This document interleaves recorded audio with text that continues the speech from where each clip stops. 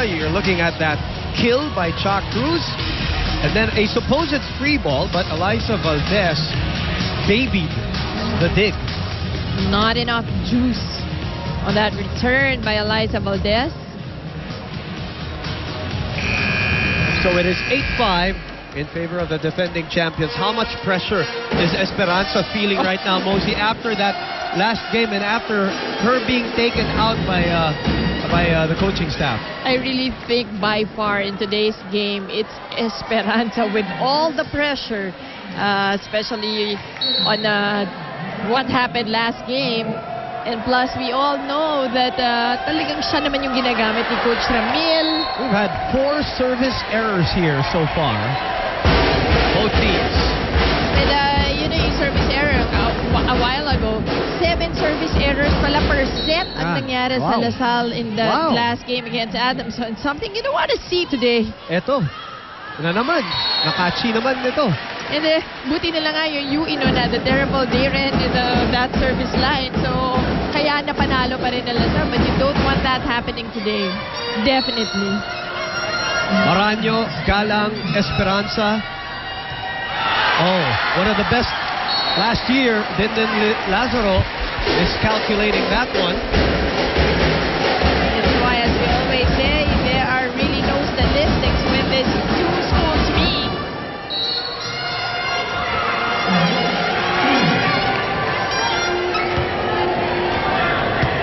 Ferrer with the underhand set to Liza. Front line kill. Ferrer again. Chance here for Lasal. Second touch. Oh, and the violation call against Ateneo. Big lead here, biggest of the game for the defending champions, 11-6. May mga nagtatanong sa Twitter, Moji, just now. Kasi syempre, we don't assume also that everybody knows what happened yesterday. Now, we talked about it so vaguely in response to it. In a nutshell, there was a brawl that happened in San Beda involving, well, first Coach Roger Gorread. The coach of Ateneo, the head coach of Ateneo, and San Sebastian. Was coaching San Sebastian Lady Stags. It involved the men's volleyball team of San Sebastian and also the San Beda basketball team. So just go ahead and Google it and find the story.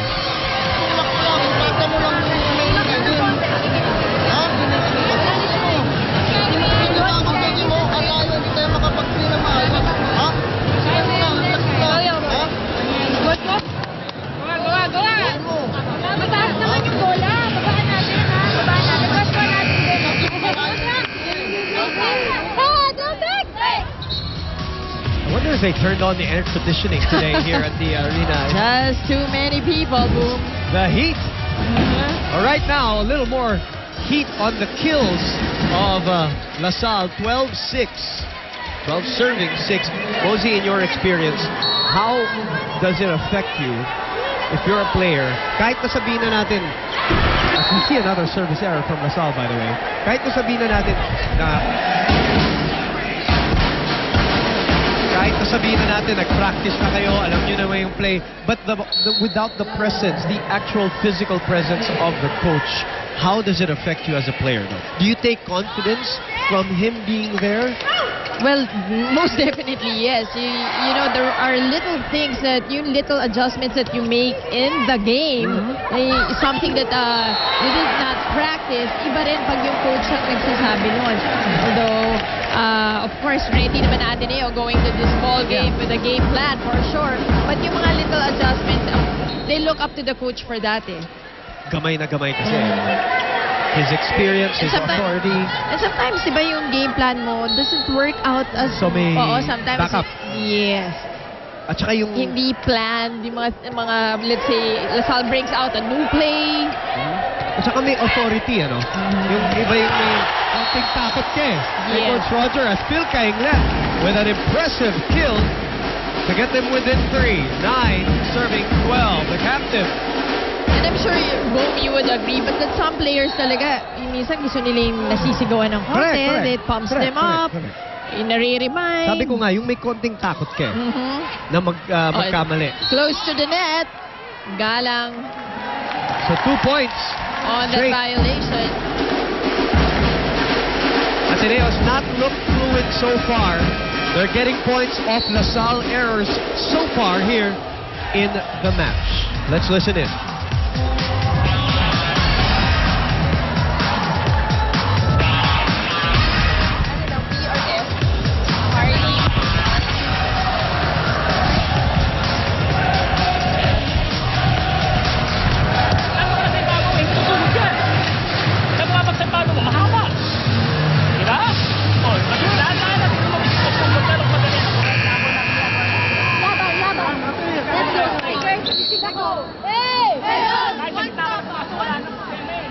LaSalle looking for a side out as Liza Valdez is on deck 10, serving 12. Ateneo LaSalle, second game, Saturday, doubleheader live here at Studio 23. Maya-maya po para sa mga football fans.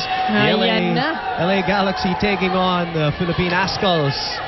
Live din po yan, courtesy of ABS-CBN Sports.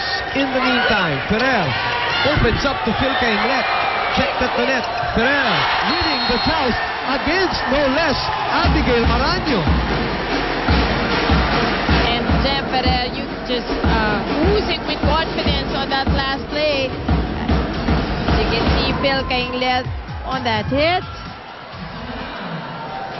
Liza Valdez ang kadiagonal ni Phil Cainglet. Oh yes, on the open hit. Oo. Kaya pag nagsimula na si Phil sa harap, yun na yung time na si Eliza naman eh. Nandun na sa service line and she gets a point off that serve. LaSalle was up by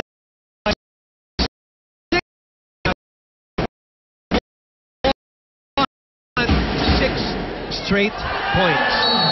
That's why there was a timeout from Coach Ramil De Jesus. She did not want Ateneo to recover. Pero ito pa rin, Ateneo again. Now both liberos showing a little bit of shaky reception. Two of the best. A veteran in Gohing. Like Dindin Lazaro. One of the best from last year. Liza continues to serve. Season now. He's getting that ball up. Tama. Season na pumalit dito. Oh, Phil Cainglet looking for space. Galang now. Chance here for Ateneo. Ferrer, who will she go to? She goes to the captain. Check at the net by Abigail Maraño. And to me, you cannot do that. It was really well read by LaSalle. Why? It was a high ball. They knew it was going to go to Phil. The tall blockers already ready themselves and closed the door and really made sure that the Ateneo girls take it back.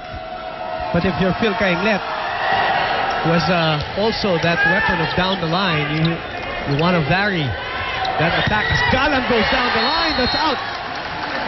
Sorry, miss there, Galang. Just missing the line on that down the line hit. But I tell you, Boom, this girl will really be Pag a pumalo, superstar of volleyball one day. Next mo pa eh, parang si Gumabaw last year, di ba? Nakabuka. Uy, natulungan ng net. Buhay pa ang bola. Chance for Ateneo. Ferrer goes back to Phil. This is how it should be. A lower ball, a lower set to Phil Cainglet. A much faster set to Phil will work for Ateneo. Excellent point, Mosey, dahil doon din nila nabasa kagad. See, only one blocker coming from LaSalle. At mali yung timing. Huli na isa. And nakita mo talaga yung strength. Lumakas talaga si Cainglet in the off-season. Talagang a much improved player. Because in the last 2 years, that's what we've been saying about her. We know she's accurate. We know she has that volleyball sense, where to put it. But she still has not developed some strength. And yun, swiping it off the blocker, which we already know that she can do. And now the lead is 3. As we go into a technical timeout. Back in a moment.